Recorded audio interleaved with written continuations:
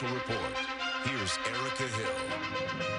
And good evening from New York. We join you with this breaking news. Justice Antonin Scalia, the Supreme Court's most influential conservative, has died. The first Italian-American to serve. With the death of Antonin Scalia in February 2016, the ideological balance of the Supreme Court of the United States looked like swinging to the progressive side for the first time in almost half a century. President Obama announced his nominee.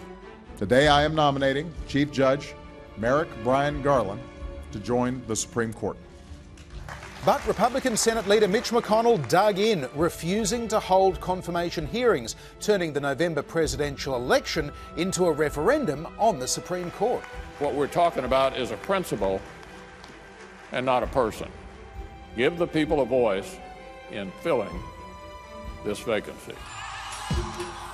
By October 2016, it looked like Democrat Hillary Clinton would get to make the next nomination anyway, as the Trump campaign threatened to run off the rails. You know, I'm automatically attracted to beautiful. I just start kissing them. It's like a magnet. You just right on your way. And when you're a star, they let you do it. You can do anything. Whatever you want. Grab them by the... Senior Republicans condemned their presidential nominee. House Speaker Paul Ryan withdrew his endorsement, but his predecessor, John Boehner, summed up why most Conservatives decided to stand by Trump. In my view, the election is pretty simple. The legislative process, the political process in Washington is at a standstill and will be regardless of who wins.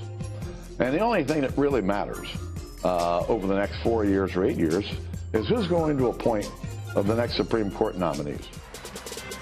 The bottom line for many Republicans, Donald Trump would appoint more conservative Supreme Court justices than Hillary Clinton would. And not just Scalia's replacement. Liberal Associate Justice Ruth Bader Ginsburg is 84 years old.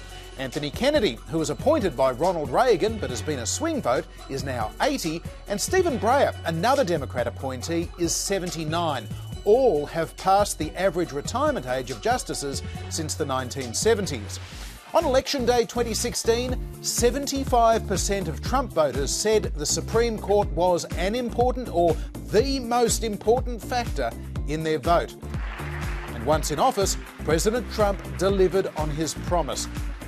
Millions of voters said this was the single most important issue to them when they voted for me for president.